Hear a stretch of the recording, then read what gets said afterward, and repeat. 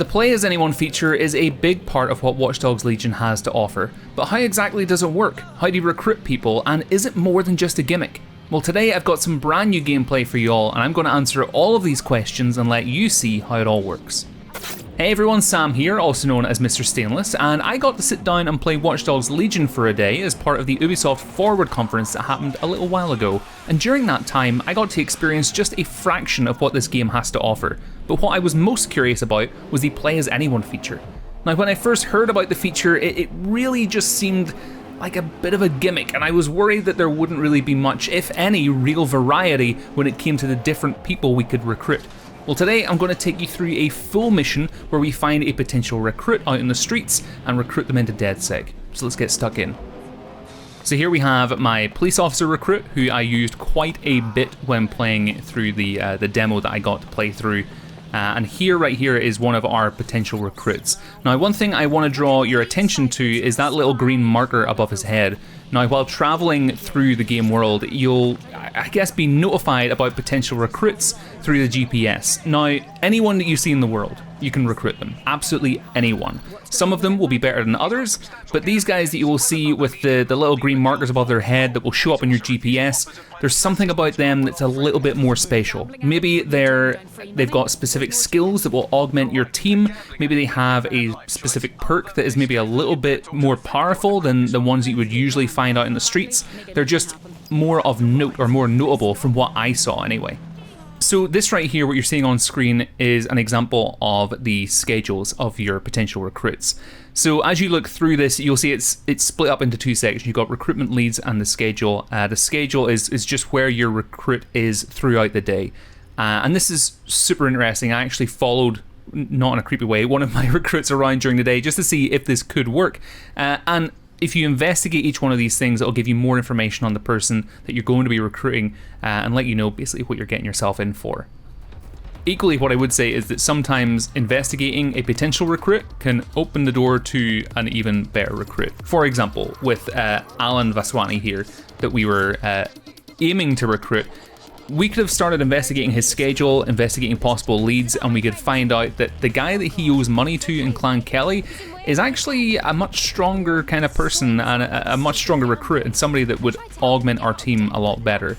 These schedules of their potential recruits just add a lot more life to Watch Dogs Legion.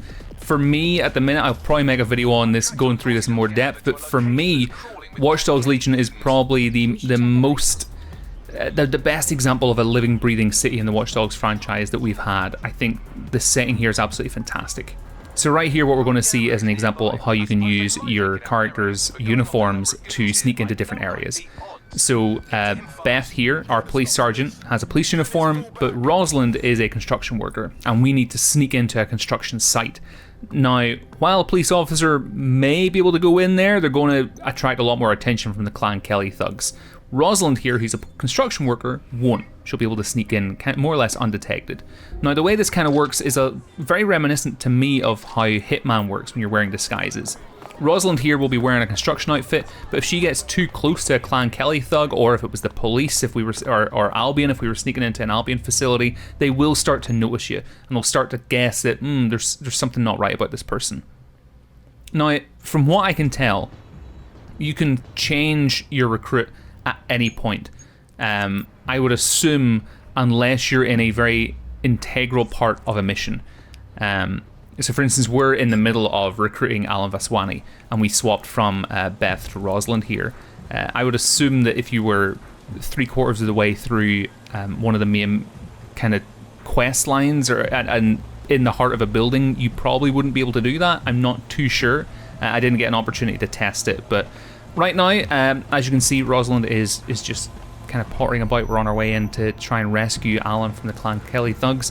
You're about to see me make a big massive mistake as I completely missed the ladder. So the way that we were playing this was kind of like Stadia. The games were being streamed to us, so there was a little bit of an input lag. That's what I'm going to blame this on anyway. So at this point, I'm luring the person that's discovered us away from the rest of the Clan Kelly thugs, so I can try and dispatch them a little bit quietly.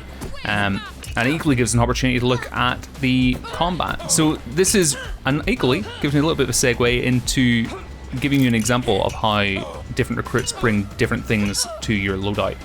So in the same way that Rosalind gives us a construction worker outfit and Beth gives us a police officer outfit, what's important to note is that, also, by the way, that's a really cool thing, you can shroud your enemies' bodies so that they can't be found, super awesome.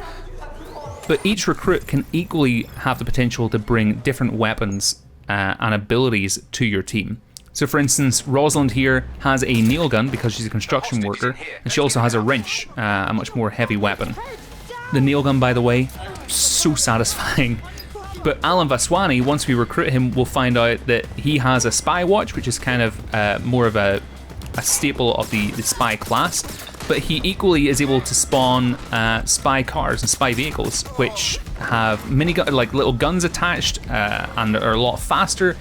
You can equally get other construction workers that can spawn in construction drones. There's a lot more. Actually, Rosalind can do it as well, now that I see her loadout. But there's a lot more than just random little perks that your recruits can bring to you, and I think that was what didn't come across very well when we first saw this mechanic at play in the very original Watch Dogs Legion gameplay that they showed at E3 a few years back. And I think part of me feels, I'm going to say this anyway, it might be wrong, but I feel like when they delayed Watch Dogs Legion, this play as anyone mechanic got massively expanded and there was a lot more depth to it, and you can really tell. No longer do you go up to random people and you check to see what skills they have and it's just, oh, that person does 5% more melee damage. No. There's a lot more depth to it. There's weapons that they can bring to the table. There's vehicles that they can bring to the table. Which makes your recruits much more valuable and makes that hunt for good recruits a lot more enjoyable too. Equally, for anybody wondering, yes, you can recruit police officers, you can recruit Albion security workers, but obviously it's just going to be a little bit more difficult to do so because they are more valuable in the game world.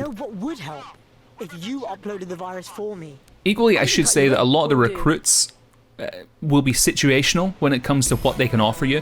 You'll be able to, in some cases it'll be signposted, is what I mean there. For instance, if you see someone spray painting graffiti, there's a very high chance that they're going to give you the street artist tool set, which would be the paintball gun, which is really cool, smoke bombs, things like that. Some characters, their perks and what they can offer you can equally be a lot more subtle, and it really depends on what you're looking for and what you want to add to your team. So for instance, here's a great example. One of the Clan Kelly enforcers, obviously they're going to give us Clan Kelly uniforms to give us access to that Clan Kelly area. Things like that are a lot more obvious. For me, I was really encouraged with the mechanics that I got to play here and experience whenever it came to play as anyone. I think there's a lot more depth to this than what we were originally shown, and I think the development team have done a great work in making this seem less like a gimmick and actually more like a build or a loadout that we would have in an RPG. In the same way that we would build a skills and perks loadout for a character in the likes of Divinity Original Sin 2, I think in the same way with Watch Dogs Legion, we're going to build a loadout when it comes to the recruits and the tools and assets that they bring to our team.